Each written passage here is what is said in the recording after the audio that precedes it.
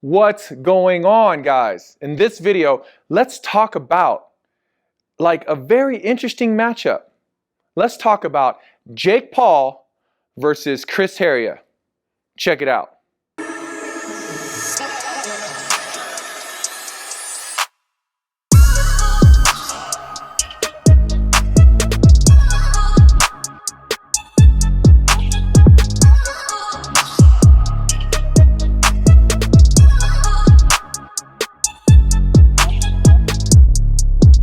Okay, guys, so this was just on my mind. This is just my mind at play. I just wanted to throw it up and see what other people thought about this matchup.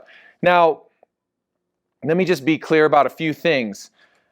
I am not a Jake Paul fan. I'm just not. I just don't like a lot of things about the guy, but you know, he's kind of carved out a category in combat sports that is working for him. That said, I imagine that this is going to continue on for a while, again, because it's very successful, it's becoming very lucrative, and he's gaining the things that he wants to gain from it.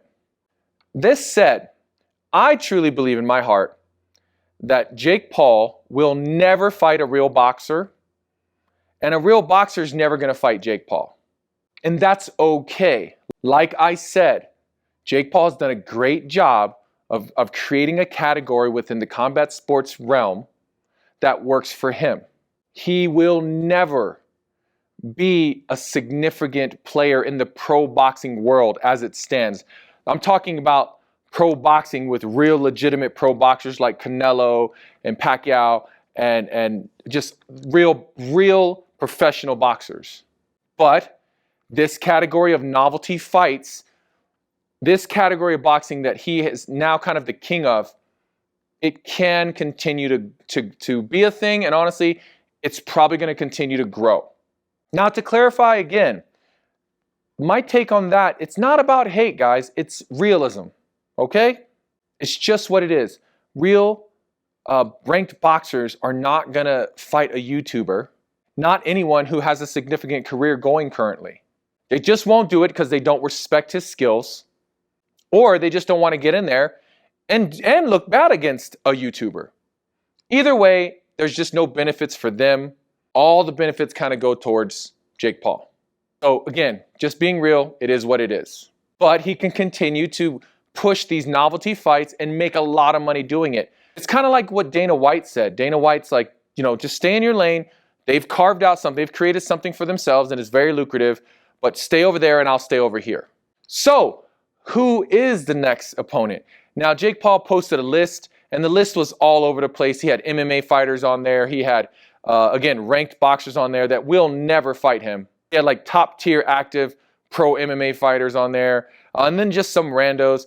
It was an interesting list to say the least, but it's an unrealistic list. That brings me to the point of this video. Why not book a fight between Jake Paul and Chris Heria? Now, if you clicked on this video, I assume you know who either Jake Paul or Chris Heria are. Hopefully, you know who both of them are. I'm just going to go by the numbers and assume more people know who Jake Paul is than they know who Chris Heria is. Chris Heria is very big in his area of influence, which is fitness. He has built some very lucrative channels and companies, and he has blown up in that atmosphere. On top of everything else, he is a super athlete. As a super athlete, he has recently been branching out a bit. First, it started with him doing some Muay Thai training.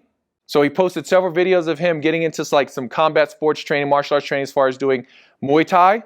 Spring into summer of this year, he started posting videos of him doing some boxing. And then most recently, he posted that he actually had a fight lined up for July 23rd, and his opponent pulled out. It's a great video with a lot of footage of his training as far as his boxing training, working with his boxing coaches, the sparring and everything that he was doing to get ready for that fight. Of course, as in every video like that, the coaches believe in him and they're saying how he would do very well in the ring. With that, Heria truly seems to be eager to try his hand at combat sports.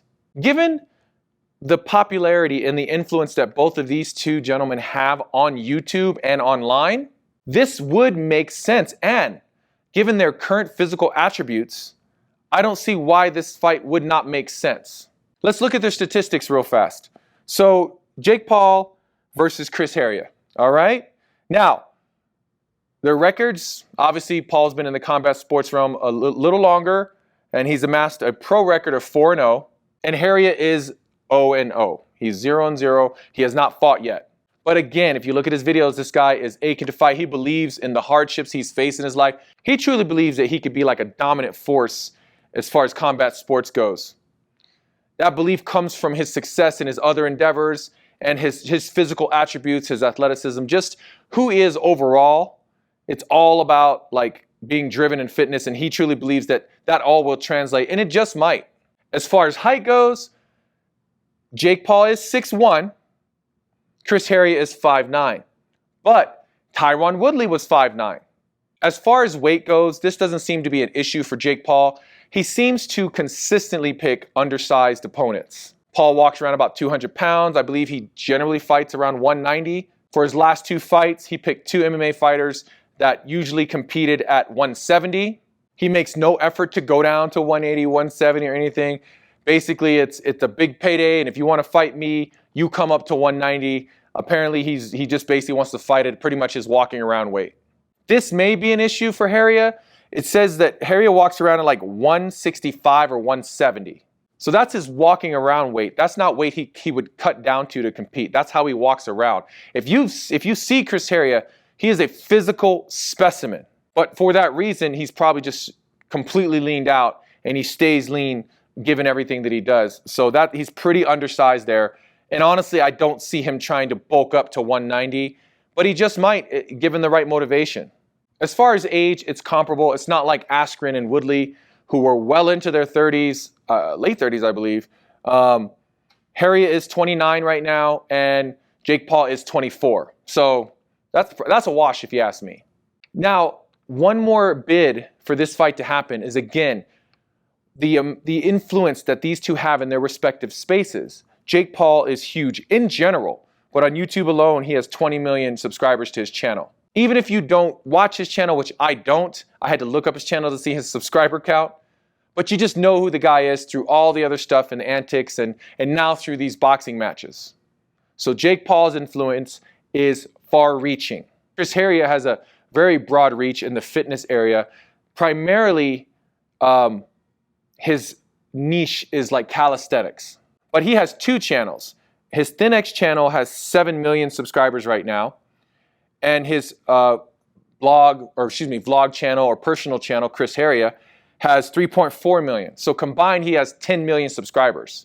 He also has several apps and other businesses and products that he sells. So he, again, is a very big online presence. You bring these two together and you're going to have a huge audience. Not just their respective fans, but everyone else who will be curious about the fight, just like every other fight that Jake Paul has kind of marketed through this, again, novelty fight category of boxing. So this was after the Jake Paul-Tyron Woodley fight. I was kind of just thinking about it, and just in my when I was watching YouTube, Chris Heria's suggested video kind of popped up, and it was about him having a boxing match, and of course that match falling out. So it just got me thinking. What do you guys think? Are you a Jake Paul fan? Are you a Chris Heria fan? Are you a fan of both? And what do you think about a fight between these two guys? Let me know in the comments below. Again, as always, thank you for watching the video, guys. If you enjoy the content, please like and subscribe, and I will see you in the next video.